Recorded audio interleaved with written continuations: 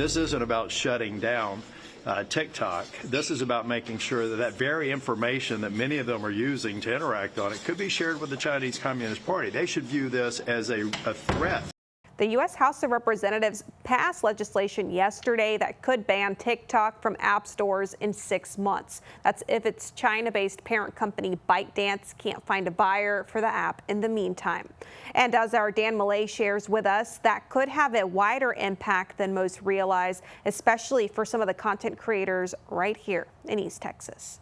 Honestly, I can't lie and say that it isn't devastating, especially for creators like myself who have built a whole career on TikTok, which is crazy to say. Michaela Johnson is a 21-year-old Tyler resident with almost 300,000 followers and 15 million likes on her TikTok page. Johnson's been creating content online since she was in high school, but her account really blew up in 2022 when she documented her struggles and eventual triumph over transverse myelitis.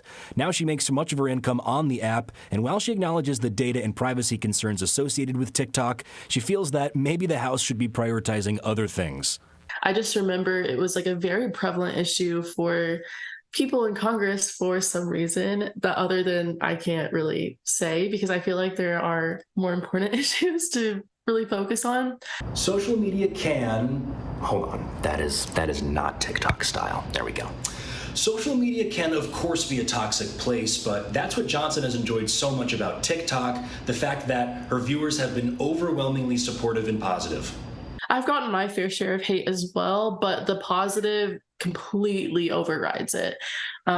So I've been lucky to have a pretty positive space, and I'm not even kidding when I say that like having this platform has absolutely changed my life for the better. Now, though, Johnson is preparing for life without, as she called it, the people's platform. She plans to move the majority of her content output to YouTube, potentially following in the footsteps of stars from another social media platform that's long been gone. But a lot of the Vine creators switched to YouTube and made their career from there. So I think it's all about adapting to the situations that you're given. In Tyler, Dan Malay, CBS 19. Well, news around